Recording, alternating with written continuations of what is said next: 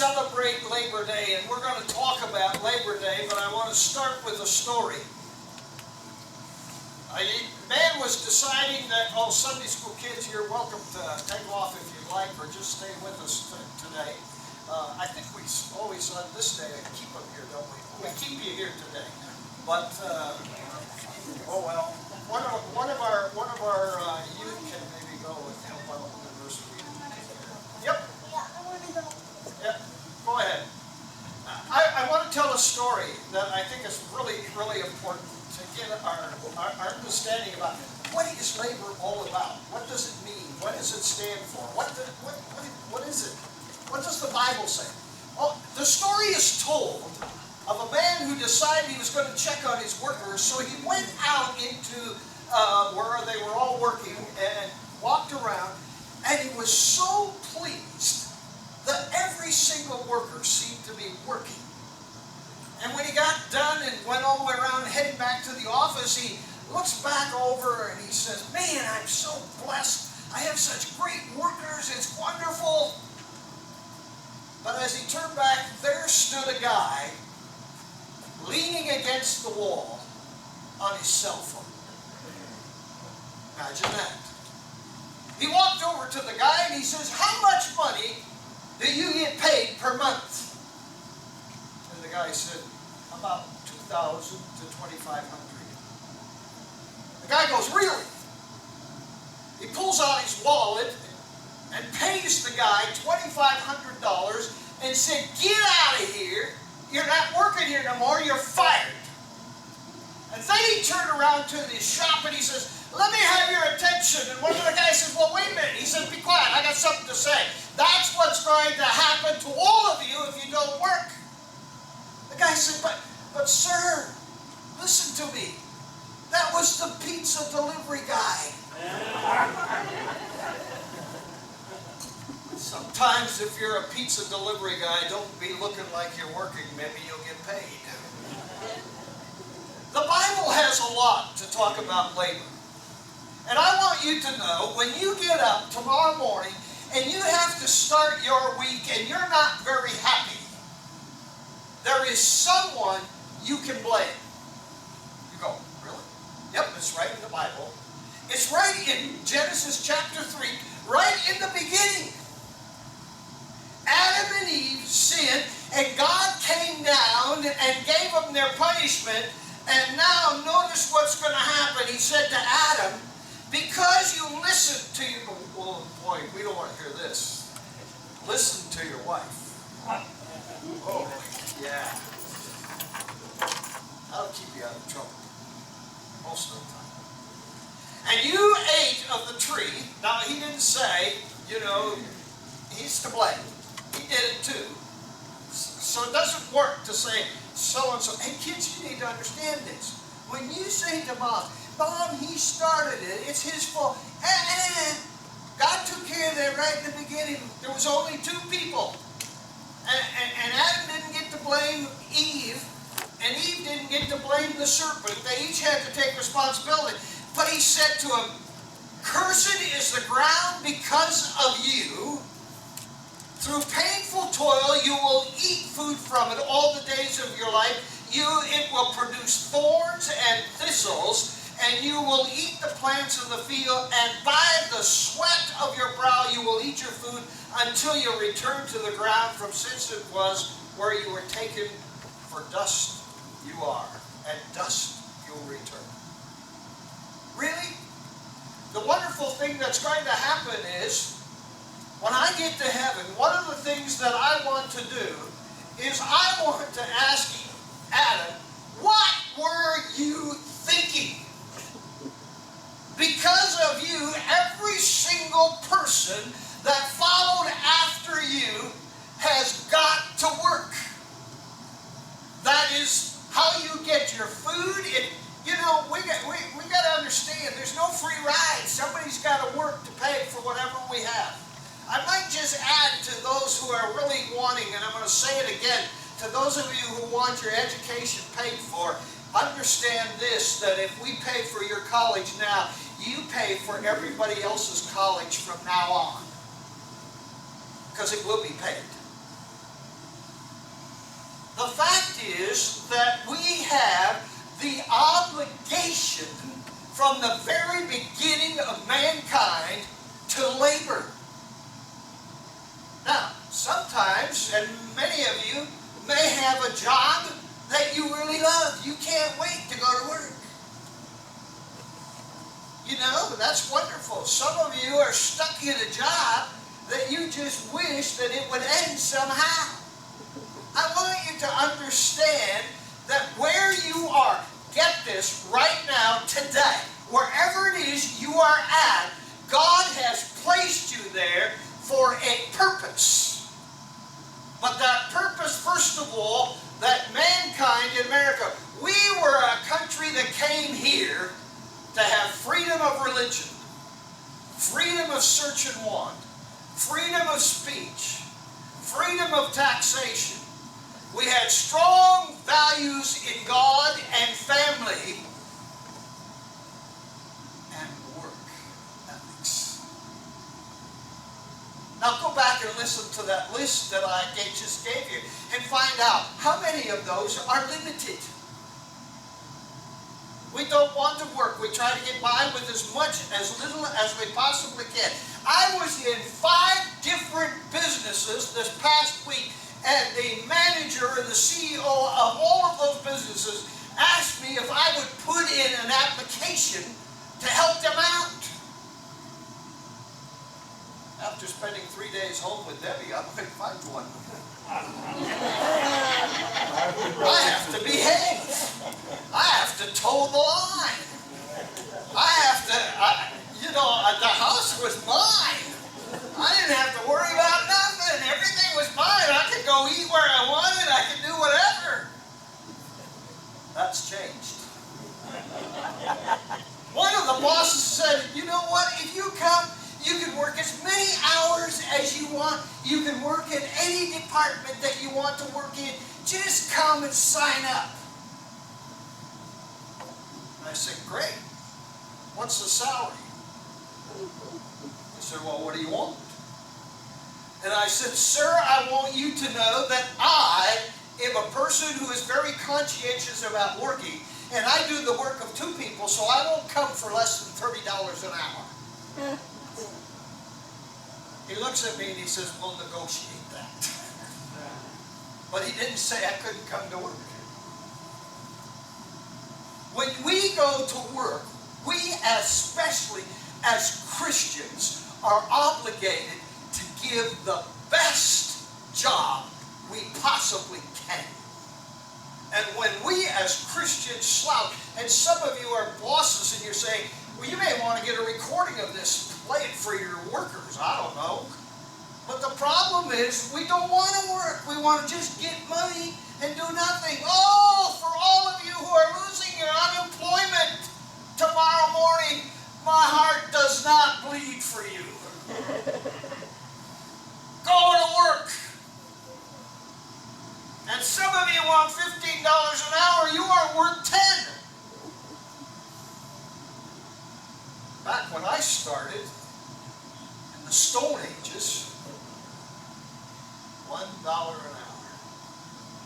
$1. Talk about slave wages. I worked all my life from 9 years old till I got through college for room and board and my college paid for. I figured that out and how much my dad had to pay and whatever, and I didn't get paid very much. He had some cheap hired help. But we loved to get up in the morning. We worked late at night. We loved to be in those tractors with radios and air conditioning and all the wonderful, wonderful things of their lives. We never thought of slouching because nobody came to take our part and to do our work. It still had to be done. We have the obligation of labor. Second thing, we have the idolatry of labor. Now, what in the world does that mean? Well, let's go back over to Luke chapter 13. And we find an interesting story that takes place. Jesus is out doing the work that he's supposed to do. And listen, I got to tell you a story.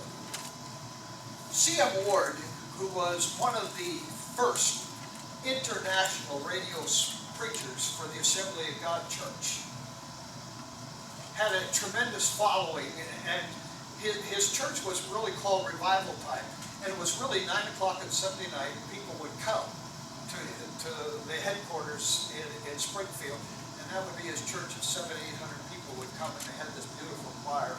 He came to preach at a college every so often, and one of the things that he talked about is somebody said, well, if we're supposed to work 6 days and rest on the 7th, sir, what happens if I have a cow who falls in the well on the Sabbath? Am I to leave him there, or leave the cow there until the next day? He said, that's absurd. You go get the cow out of the well. But if the cow falls in the well the next Sunday, you get rid of the cow. And I'm thinking while I'm in college, man, that's a good idea. Hey, Dad, these dumb cows have to be milked on Sunday. Every Sunday, we should get rid of them. While Jesus is out doing his work, and pick it up in verse 14, the spiritual leaders, that would be equivalent to our washing, were indignant because Jesus, of all the audacity, would heal on the Sabbath. The synagogue's people's leaders said, 6 days you should work. And so come and be healed on those days, but you don't come on the Sabbath. That's I know.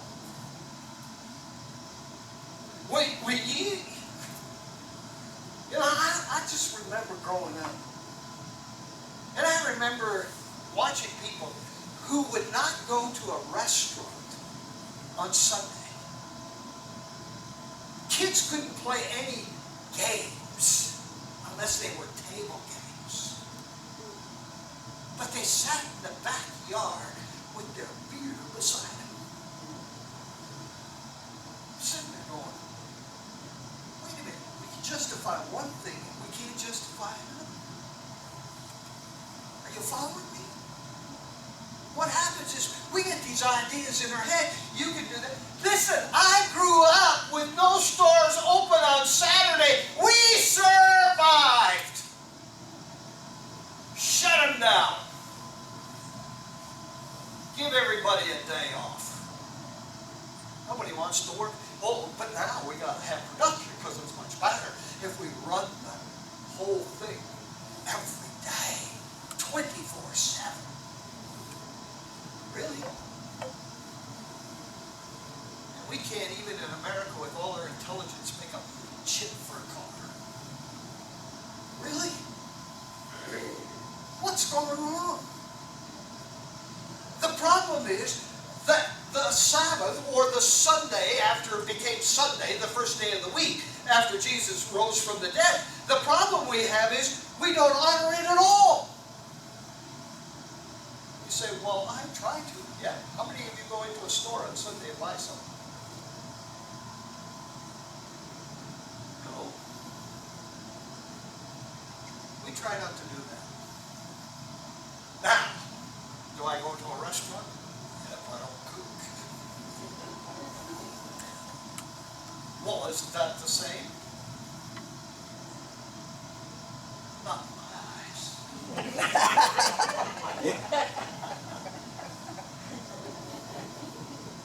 Besides, I don't want Debbie to go home and slave over the stove. She needs a day off. Are you following me how we justify? Obviously, we do that. And we get so indignant with some people who have to work on it. You know what, folks? If you have to work on Sunday, I do not feel sorry for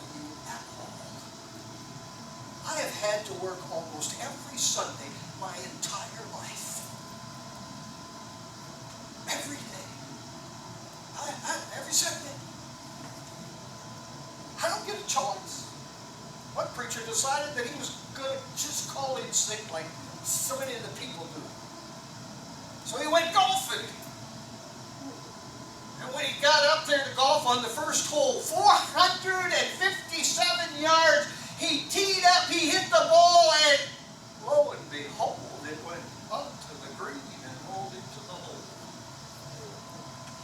The angel looked at God and says, why on earth is he supposed to be preaching? Would you allow that to happen? And God said, who's he going to tell?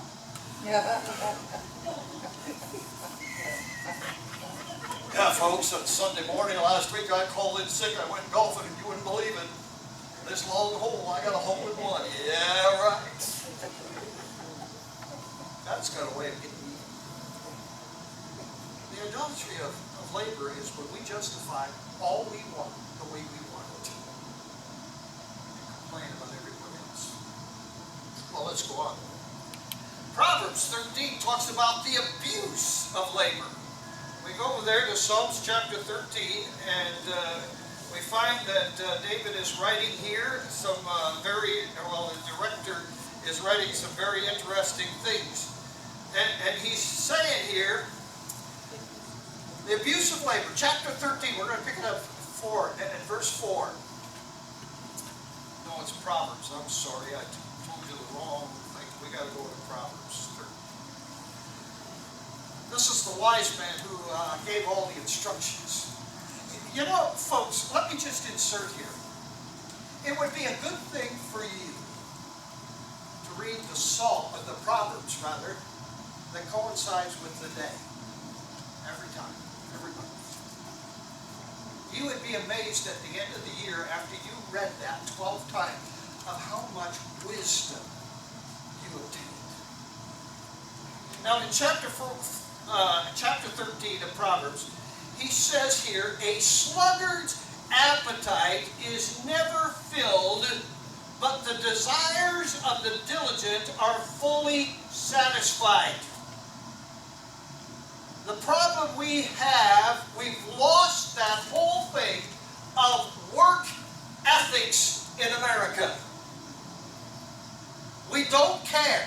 And I don't care what religion you are or whatever it is. You don't get to walk off the job and just go to your little prayer time and make everybody else do your work. That's not how it works in America. Every one of us have the same responsibility when we punch the clock in. Hello, folks, let's wake up. A young man in our church who has left his job, went to a different one, said to me, he's 16 years old. And he said to me, Pastor, I'm leaving my job. And I said, I thought you loved it there. He says, I do, but I'm sick and tired. There's 3 of us that have this work to be done, and 2 of them won't do anything, and I got to do it all. And then, if it doesn't get done, I'm the one that gets chewed out. And I'm tired of being chewed out for them. Oh, you know, God's going to get that straightened one day. What if God treated us the way we treat our job?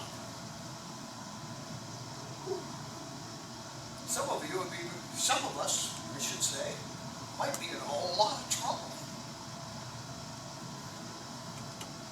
The problem is that we abuse the whole system of working. And I know that I'm teaching to the choir today, but I hope that there are people that listen. But the fact is that we have the responsibility to fulfill that in which we were hired for. And quite frankly, I'm sick and tired of places that certain people cannot sell pork because they can't touch it. But I have to sell alcohol because even though I'm opposed to it. We have put into laws into this country to work against the Christian himself. Listen, you want to know who the minority is in America today? It's God's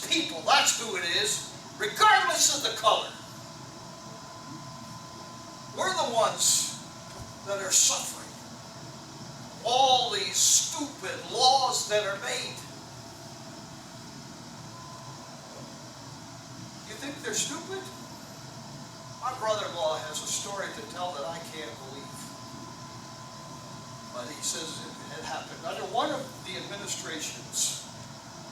They sent out a group of people from Washington to check out how much they were paying the cattle gate keepers in the West. Now, for those of you who don't know what a cattle gate is, it is a gate that's made out of iron, and you can drive across it, but there's splits between it, and the cattle will not step in it. That's what a cattle gate is.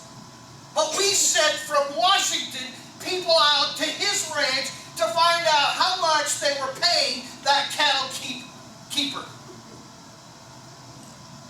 My brother-in-law, he's anti-government in the first place. He just looks at the guy and he says, it costs me $3,800 to put it in. That's what it costs. We don't even know. We just jump to conclusions. We just jump at things what we think. We don't ever try to figure out what really happens. We just assume. Well, that's enough of that. You go down a few verses, and there's a reward of labor. Did you know that?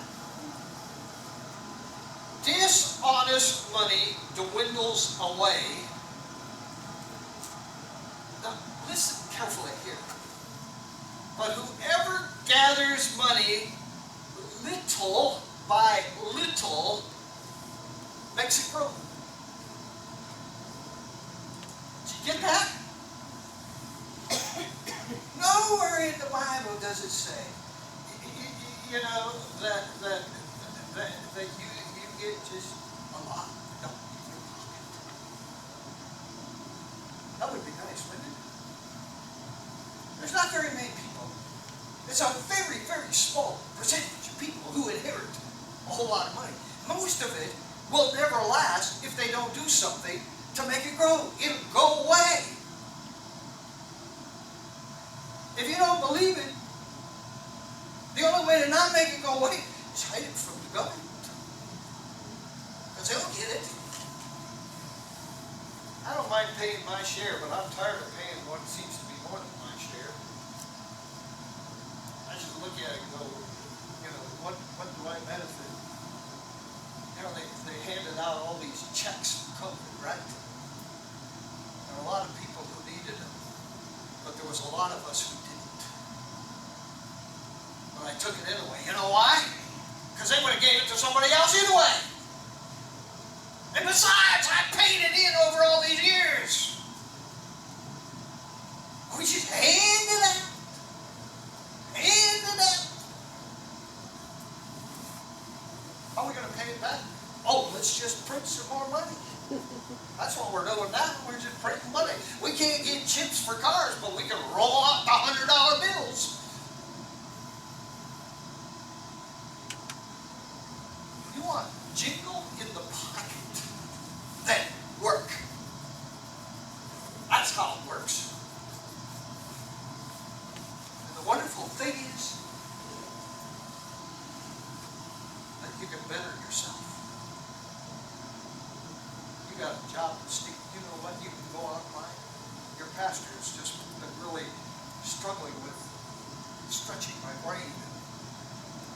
The stupid thing is that the other night when I couldn't sleep, I decided that, well, maybe I should call my doctor. Doctor of theology. Boy, you know what? I don't expect you to be more as your pastor if I get it. It's to stretch my brain. I don't have to work, but I love to work. I used to tell people I have a job, and then I have a career, and then my hobby is work. I'm sorry, folks, but I can't do nothing. It doesn't work. I tried it. It was the worst 2 days of my life. I like to do, what makes me so happy is I like to do things and then watch other people be pleased. Oh, that's great in itself. And do it, and then they're happy.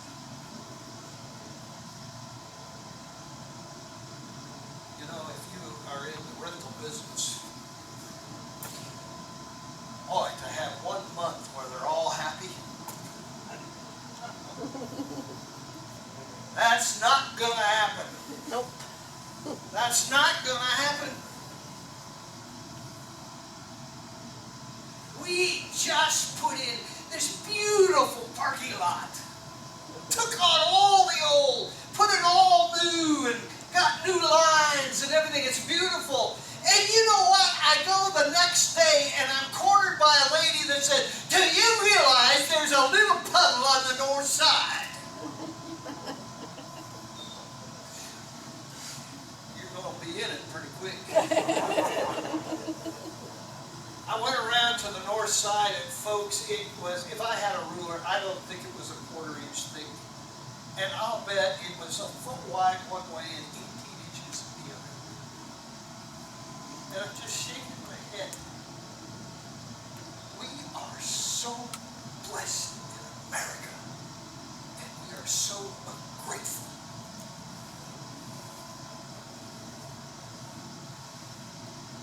Well, over in John chapter 5 rather, we find the wonderful example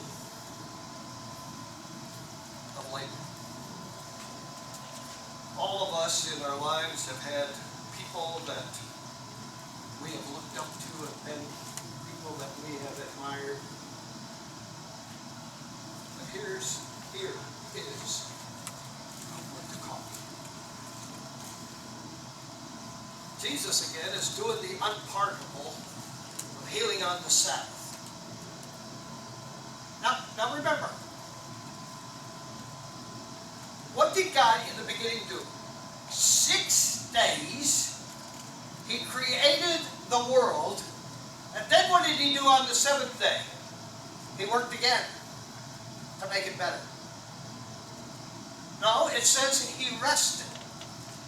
Now, what I find in the Bible is that is the only time God rested. Hello? It says here, Jesus is saying, who came from the Father, right? To show us who the Father really was. Says, my Father is always at work. Now that's a good thing to know. Hello, God. Are you working today? Are you on break? Are you having your meal? Is this sleep time?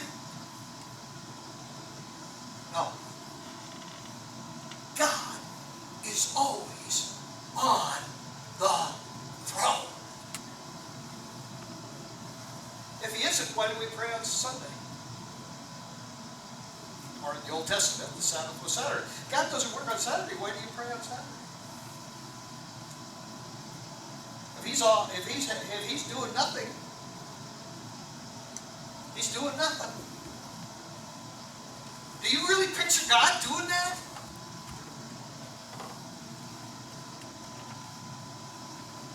Oh, but Pastor, you don't understand. I had to work 50 hours this week. Get over it.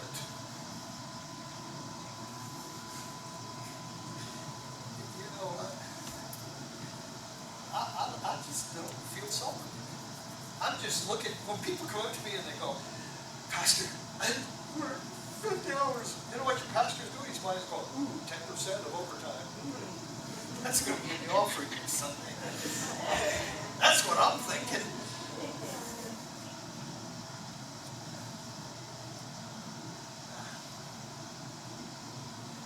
God has wonderfully gifted you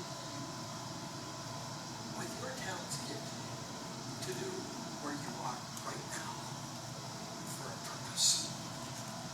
it's not yours.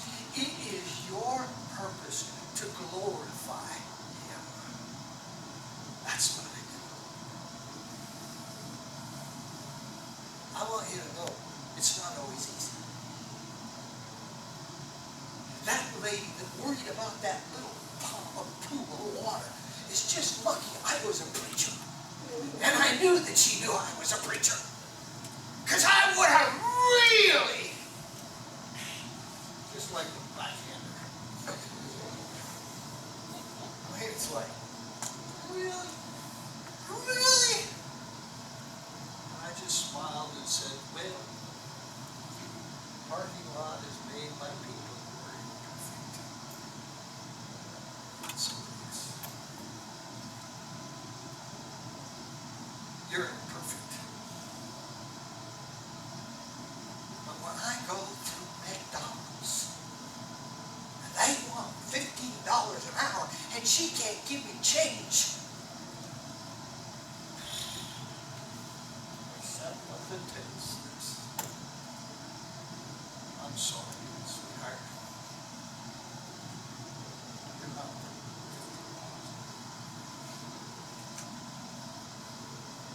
$50. You are a high school graduate, and you cannot do anything except when the till or the computer says, you are in trouble.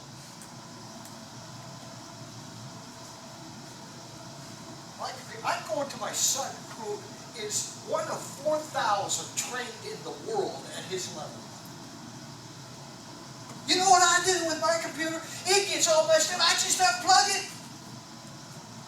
And then I plug it back in and start over. And after a while doing that, I got a problem. And I just call him up and I say, son, I got a problem. He asks me 2 or 3 questions and he takes over my computer and he gets it all straightened out. He says, Dad, you need to do this, you need to do that. I go, son, forget it. I'm just going to unplug it and call you. You have the knowledge. But you can learn to do something regardless. I could learn to cook. It's not happening. I don't want to slave over that stove. I don't even want to know how to turn it on. I don't even know how you got to put the ingredients. I just dump it all together. I don't want to know. You know what? Some of those recipes, a smidge. What is a smidge? I have no clue. I don't want to do that. I'll do something else. My lawn is immaculate. Take your shoes off when you walk on it. My gardens are spectacular. That's where I'm happy. And all my neighbors love it. Because I spend money on 200 pounds of bird feed a month. Pigs. I can feed a teenager for what I feed them. But I do it because I love this. You know, when I go down and sit down back, those wonderful little hummingbirds come. They float around and the squirrels come out and they come within 6 feet of me. I'm in my home again. Just be in nature.